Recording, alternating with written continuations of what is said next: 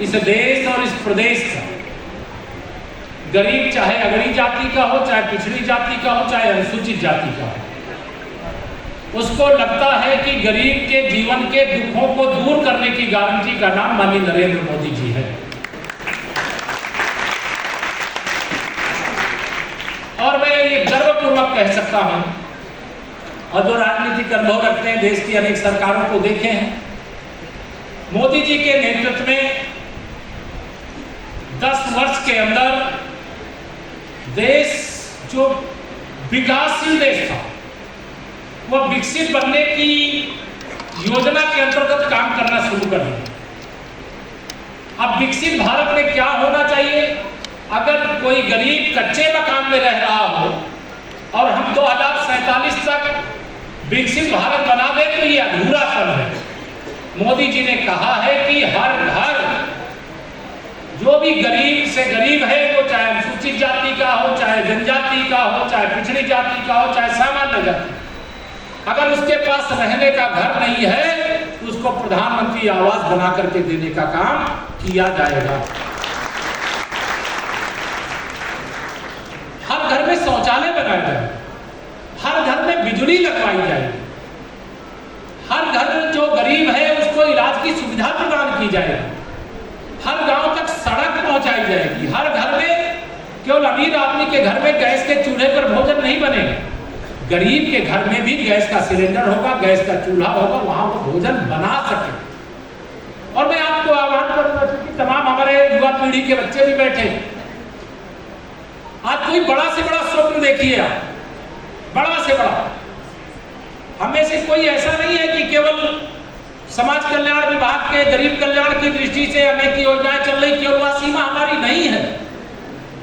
अगर किसी को न्यायपालिका में जाना है तो न्यायपालिका के क्षेत्र के भी दरवाजे खोलने का काम माननीय नरेंद्र मोदी जी की, बाबा साहब भीमराव अम्बेडकर जी देश के पहले कानून मंत्री थे,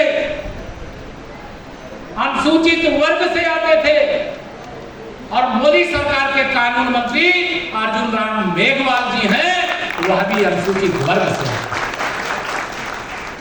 अभी निवर्तमान राष्ट्रपति माननीय रामनाथ कोविंद जी हमारे इसी उत्तर प्रदेश के रहने वाले थे, देश के राष्ट्रपति थे, अनुसूचित जाति से आते थे। और अब देश की जो वर्तमान राष्ट्रपति हैं आदरणीय द्रौपदी मुर्मू जी हैं, जो आदिवासी समाज से आती हैं, या माननीय नरेंद्र मोदी जी के नेतृत्व वाली सरकार में। अगर आज देश में पिछड़ी जाति से आने वाले, ये कोई बताने का विषय नहीं, मैं बताना नहीं चाहता, लेकिन देश में पिछड़े वर्ग से आने वाले गरीब माँ बाप का बेटा अगर प्रधानमंत्री है तो ये भारतीय जनता पार्टी और इस देश की जनता के आशीर्वाद से बने। अगर उत्तर प्रदेश सरकार के अंदर केशव प्रसाद मौर्य मुख्यमंत्री है लगातार दूसरे कार्यकाल में, आसिम अरुण जी भी उसी मंत्रिपरिषद का हिस्सा है, और उसी मंत्रिपरिषद में अनेक नाम नहीं लेना, आप सब जानते हैं, तो ये भारतीय जनता पार्टी की ही सोच है।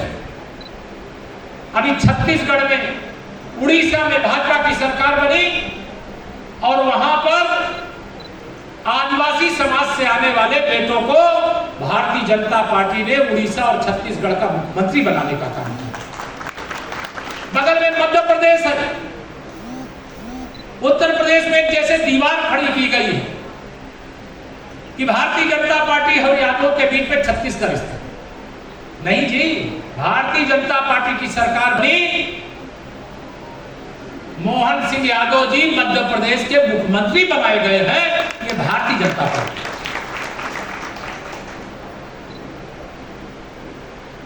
मैं समाजों की चर्चा केवल इसलिए कर रहा हूं कि आज सबके ध्यान में आए, हरियाणा में चुनाव हो रहे हैं, वहां नायब सिंह सैनी जी हमारे मुख्यमंत्री हैं, उत्तर प्रदेश में मैं यहां बैठा ही हूं, बिहार में जाइए तो वहां सम्राट चौधरी जी, चंद्रगुप्त मौर्य जी के वंशज, वहां के डिप्टी सीएम हुआ है। मतलब अनेक ऐसे उदाहरण में उसमें जाना नहीं चाहता, मैं केवल ये बताना चाहता हूं कि माननीय मोदी जी के आने के बाद देश में सही मायने में सबका साथ सबका विकास विकास का रास्ता खुला। और आज हम में से कोई भी क्षेत्र जो हमारे बच्चे बैठे हैं, चाहे ऊपर बैठी हैं, बेटियां बैठी हैं, बच्चे बैठे हैं, अरे स्वप्न देखिए साकार करने के लिए डबल इंजन की सरकार आपके साथ खड़ी है। बहुत से बच्चे हैं जो राजनीति के क्षेत्र में जाना चाहते हैं, राजनीति के क्षेत्र का चयन करें, काम करें। भारतीय जनता पार्टी में उनका भविष्य उज्ज्वल है। कोई चाहता है कि नहीं हम राजनीति में नहीं जाएंगे, हम न्याय के क्षेत्र में जाएंगे, आप आगे बढ़ो जी। कोई न्यायपालिका, कार्यपालिका, विधायिका और कोई मीडिया के क्षेत्र में। अब ये नहीं है कि एक जगह किसी एक ही प्रकार के लोगों का वर्चस्व है, सबको अवसर मिल रहा है। और अगर हम ये सोचते रहें कि हमारे सामने भोजन भरी थाली रखी हुई है लेकिन हमारे मुंह में भोजन भी कोई ला करके डाल दे, तो ये संभव नहीं है। कम से कम अगर अवसर आपके सामने है तो भोजन भरी थाली अगर आपके सामने, अपना हाथ चलाइए और थाली से जो भोजन आपके उपयोग का है उसको ग्रहण करिए और अपना पेट भरिए और आप आगे बढ़िए। यह माननीय मोदी जी के जो सबका साथ सबका विकास का मंत्र है, वह इसी का लक्ष्य है। एक बात और मैं कह करके अपनी बात पूरी करूंगा। ये जिस मतलब लिखना चाहें, अपने डायरी में लिखना चाहें, दिमाग में बैठाना चाहें, मोबाइल के अंदर फीड करना चाहें, तो आप फीड कर लीजिएगा। समाजवादी पार्टी पिछड़ा और दलित की विरोधी है, कांग्रेस पार्टी पिछड़ा और दलित की विरोधी है। आज ये जो पीडीए की बात कर रहे हैं, जब सरकार में थे तब क्यों पीडीए की बात नहीं की?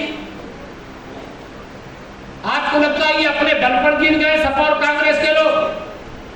इनके पीछे वह लोग लगे थे जो आत्मनिर्भर भारत नहीं देखना चाहते, जो गरीबी से मुक्त भारत नहीं देखना चाहते, जो तीसरी अर्थव्यवस्था वाला भारत नहीं देखना चाहते। वो तमाम अंतरराष्ट्रीय शक्तियां मोदी जी को हटा दो तो उनके सारे मंसूबे सिद्ध हो जाएं। और इसी लक्ष्य को लेकर के संविधान की बात किया, आरक्षण की बात किया।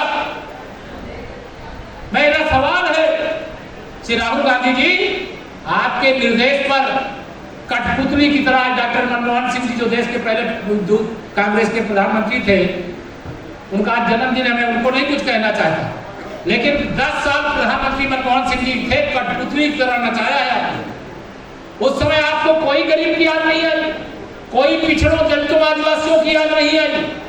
आज एक गरीब माँ बाप का बेटा, एक चाय बेचने वाले का बेटा देश का प्रधानमंत्री बन गया है तो सब कुछ आपको याद आने लगा। यह देश जानता है आपको पिछड़ों की, दलितों की, आदिवासियों की, गरीबों की चिंता नहीं, महिलाओं की चिंता नहीं है। आपको सत्ता पाने की बेचैनी है। आप जिस दिन सरकार में पहुंच जाओगे फिर उस दिन वही स्थिति पैदा कर दोगे जब सत्ता में थे तब पैदा की। अरे 60 साल जिनकी सरकार देश में रही हो और उस समय उन्होंने वह कोई काम ना किया हो तो आज मोदी जी से कह रहे हैं। और मोदी जी जो 60 साल में कांग्रेस ने नहीं किया उससे 100 गुना अधिक काम करके देने का काम किया थी। 7.5 वर्षों में उत्तर प्रदेश के अंदर समाजवादी पार्टी की गुंडागर्दी में कमी आई है कि नहीं आई? मैनपुरी वाले तो सबसे ज्यादा पीड़ित रहे होंगे, इटावा वाले इस आसपास के लोग बहुत पीड़ित रहते हैं, करहेल वाले पीड़ा से मुक्त होने का इस समय अवसर आपके पास है। ये कुछ सांसद जिस दिन से जीत गए हैं उस दिन से ये लोग बवाल करना शुरू कर दिए। अभी हमारे असीम जी तो केवल कन्नौज की घटना बता रहे हैं। प्रदेश के अंदर जितनी आपराधिक घटनाएं होती हैं, चाहे बेटियों के साथ घटनाएं हो, महिलाओं के साथ घटनाएं हो, चाहे व्यापारियों के साथ घटनाएं हो, कहीं शांति व्यवस्था भंग करने की परिस्थितियां हो,